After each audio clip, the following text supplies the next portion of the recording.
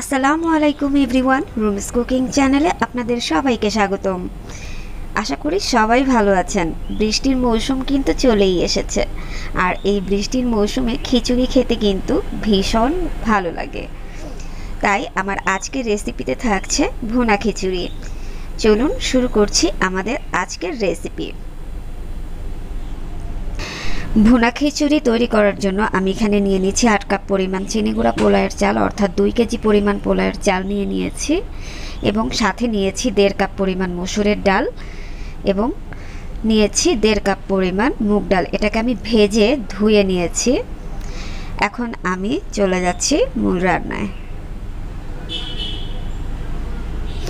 চুলায় একটি হাঁড়ি বসিয়ে দিয়েছি, তাতে দিয়ে দিচ্ছি 1.5 কাপ পরিমাণ সয়াবিন তেল, দিয়ে দিলাম 3টা দারুচিনি, 4-5টা লং, 4-5টা এলাচ এবং 2টা তেজপাতা, এবং সাথে দিয়ে দিচ্ছি 1/2 কাপ পেঁয়াজ কুচি। দিয়ে একটু নেড়েচেড়ে পেঁয়াজটাকে ভেজে নেব। পেঁয়াজটা যখন ভাজতে ভাজতে একটু হালকা ব্রাউন কালার হয়ে আসবে, তখন আমি একে একে এর মধ্যে সব মশলাগুলো দিয়ে দেব। দিয়ে দিচ্ছি 4 টেবিল চামচ আদা ও রসুন পেস্ট, দিয়ে দিচ্ছি 2 চা চামচ মরিচ গুঁড়ো, 2 চা চামচ হলুদ গুঁড়ো, দিয়ে দিচ্ছি 3 চা চামচ লবণ। লবণটা আপনারা আপনাদের স্বাদ অনুযায়ী দিয়ে নেবেন। দিয়ে দিচ্ছি কাঁচা জিরা গুঁড়ো, আপনারা চাইলে জিরা বাটাটাও ব্যবহার করতে পারেন। তারপর মশলাটাকে আমি একটু ভেজে নিচ্ছি। সামান্য একটু পানি দিয়ে মশলাটা কষিয়ে নেব। বেশ কিছুক্ষণ নেড়েচেড়ে মশলাটা কষানোর পর যখন এরকম তেল বের হয়ে আসবে, তখন আমি এর মধ্যে দিয়ে দেব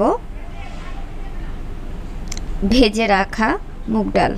অর্থাৎ আমি এই ডালটাকে ভেজে ধুয়ে কিছুক্ষণ পানিতে ভিজিয়ে রেখেছিলাম। সেই মুগ ডালটাকে আমি এখন দিয়ে দিচ্ছি মশলার মধ্যে। মুগ ডালটা মশলায় দিয়ে মিনিট 5 কষিয়ে নেব। মিনিট 5 মুগ ডাল কষানো হলে আমি এর মধ্যে দিয়ে দেব মসুরের ডাল। মসুরের ডালটাকেও আমি ধুয়ে প্রায় 10 মিনিটের মতো ভিজিয়ে রেখেছিলাম।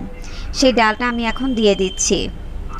ডালগুলো এখন খুব ভালোভাবে একটু সময় নিয়ে কষাতে হবে। আর রান্নার সময় এই কষানোর কাজটা কিন্তু খুবই ইম্পর্টেন্ট। আপনারা রান্নার সময় যত সময় নিয়ে কষাবেন, খাবারের টেস্ট কিন্তু ততটাই বাড়বে। সো একটু সময় নিয়ে কষাবেন।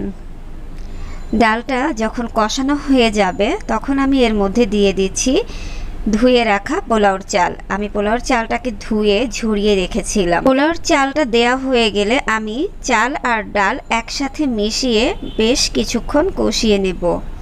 আবারও সময় নিয়ে এই চাল আর ডালটাকে খুব ভালোভাবে কষিয়ে নিতে হবে। তো আমি প্রায় 10 মিনিটের মতো কষিয়ে নিয়েছি। খুব ভালোভাবে কষানোর পর আমি এখানে যেহেতু 8 কাপ পরিমাণ চাল নিয়েছি, 8 কাপের জন্য আমি এখানে ফুটন্ত গরম পানি দিয়ে দিচ্ছি 16 কাপ। আমি এখানে 16 কাপ পানি দিয়ে একটু চালটাকে নেড়েচেড়ে দেব। নেড়েচেড়ে দেওয়ার পর আমি এখানে দিয়ে দিচ্ছি প্রায় 8-10টি কাঁচামরিচ।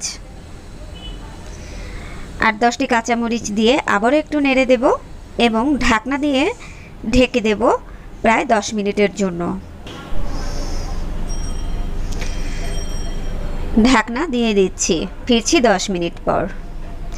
10 মিনিট পর আমি এখন দেখাচ্ছি, দেখুন পানিটা শুকিয়ে এসেছে, চালটাও কিছুটা সেদ্ধ হয়ে গিয়েছে। এখন আমি এটাকে উল্টে দিচ্ছি। আস্তে আস্তে আমি এটাকে উপর থেকে নিচে এবং নিচ থেকে উপরে উল্টে দিচ্ছি। এরপর আবারও 10 মিনিটের জন্য ঢেকে দিলাম। 10 মিনিট পর আবারও আমি এটাকে একটু উল্টে দিচ্ছি। আর এরই মধ্যে চালটা পুরোপুরি সেদ্ধ হয়ে গিয়েছে। এখন আমি চুলা থেকে নামিয়ে নিচ্ছি। তো খুব সহজেই তৈরি করে ফেললাম ভুনা খিচুড়ি। যেহেতু আমি গরম পানি রান্নার সময় ব্যবহার করেছিলাম, তাই খিচুড়িটা হতে খুব একটা সময় লাগেনি। আপনারাও একইভাবে বাসায় তৈরি করে দেখবেন। আশা করি আপনাদেরটাও খুব ভালো হবে।